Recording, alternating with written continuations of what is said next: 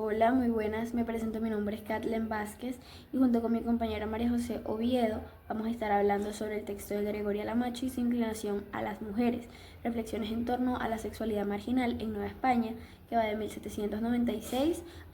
a 1806, por Úrsula Camba Ludlow. En este texto nos menciona, entre otras historias y entre explicaciones necesarias para entender la historia de Gregoria Piedra alias Osorio, más conocida como Gregoria Lamacho, nos comenta que era una mujer que se vestía de hombre y que se metía en varios líos con la justicia y la iglesia de la Ciudad de México. Pues bueno, pero antes de comenzar me gustaría dejar clara esta interesante historia. Y mira, te cuento, el lunes santo de 1976, el párroco Larraguita denuncia a Gregoria por recibir la comunión y después sacársela de la boca.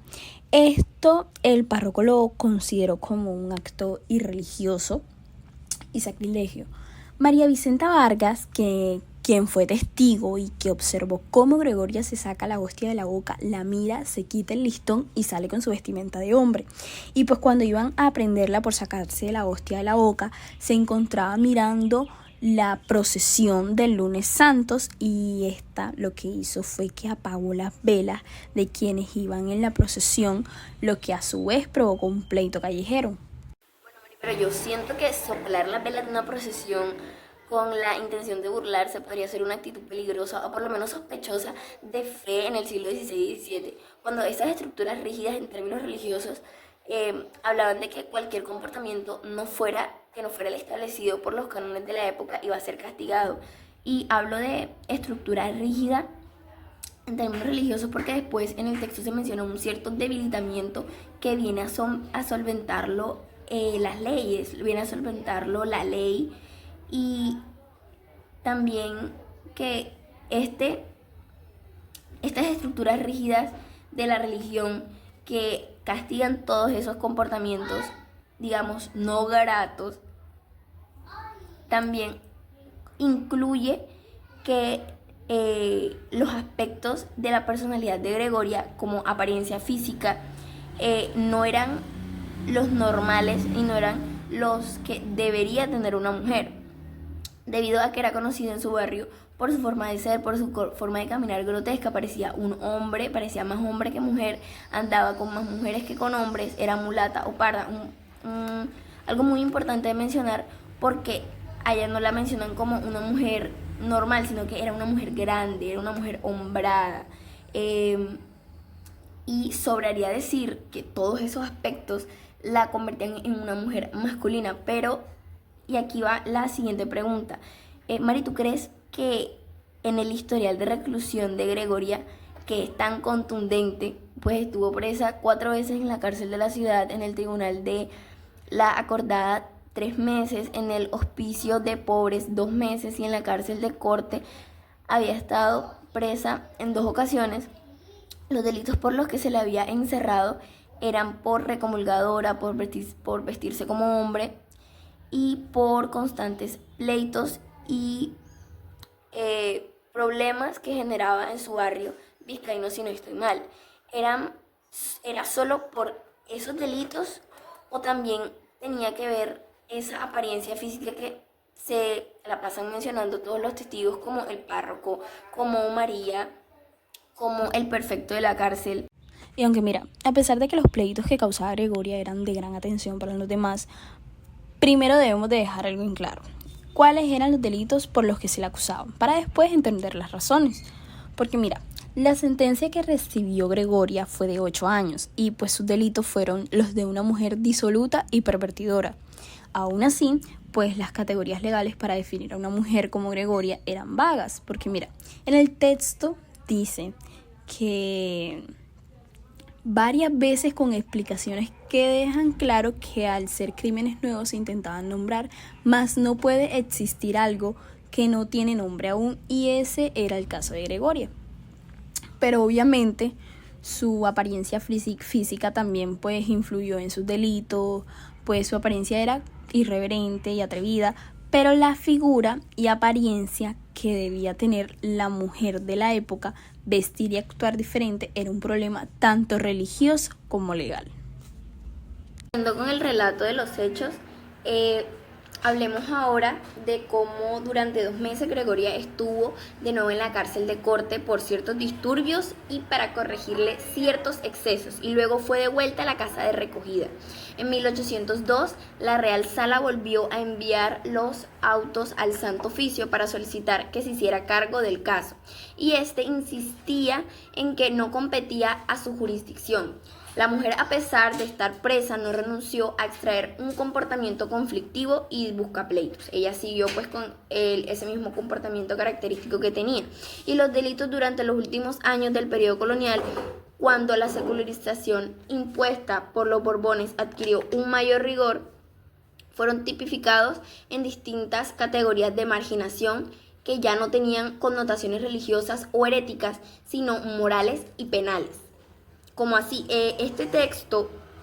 nos menciona cómo Gregoria pasa de ser una pecadora a una marginal. ¿Y por qué digo marginal? Porque en el texto menciona que ella en el barrio vizcaíno no solamente, digamos que hacía pleito, sino que ya no tenía un oficio, no tenía un trabajo que aportara.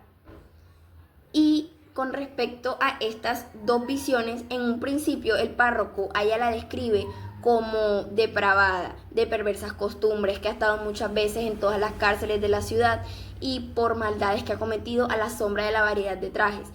el traje del hombre y del traje de la mujer, y después ella se le menciona como una marginal, sin oficio, sin trabajo, que no tenía ningún propósito.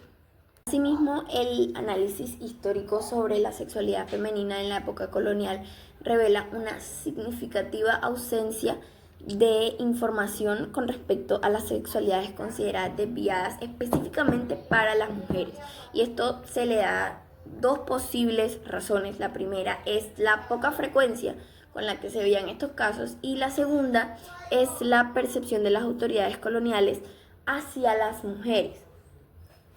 y que le daban esa condición social y biológica de que no podían participar en actos considerados como sodomía o de desviación sexual grave.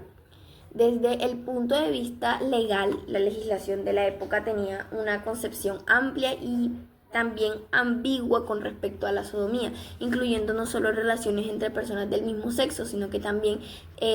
integraban prácticas de masturbación y penetración con objetos, con las que el semen no sería destinado a la procreación. Aquí me gustaría integrar algo que dice el abogado Gregorio López, que describe la sodomía femenina como un pecado silencioso, y lo explica en parte un poco difícil, porque era identificar o sancionar comportamientos en registros históricos, la falta de la terminología. Entonces, si no hay una terminología para algo, prácticamente no existe, porque hay un silencio completo que invisibiliza el acto como tal. Lo más interesante de Catalina es que, aunque su forma de vestir y actuar rompía con lo normal, por así decirlo, de la época, nunca la acusaron de tener alguna desviación sexual. Y esto nos muestra que en tiempos coloniales casi no existía una idea clara sobre la sexualidad femenina. Y pues que a las mujeres marginadas se les juzgaba por otros motivos, no siempre con la mirada que hoy tenemos. Y pues en el caso de Gregoria, vemos que las mujeres que no seguían las normas eran vistas primero como pecadoras y después como delincuentes, cuando en realidad muchas veces eran perseguidas más por desafiar las reglas sociales que por cometer delitos verdaderos. Y esto nos queda claro de que estas historias olvidadas nos ayudan a entender mejor cómo funcionaban el género, la sexualidad y el poder en la Nueva España. Para concluir entonces, Gregoria pasa de ser una pecadora a una marginal, no solamente por las acciones y lo que provocaban sus acciones, sino también por su forma de vestir, debido a que en gran parte de las acusaciones que a ella se le hacen es por la manera en la que ella se expresaba,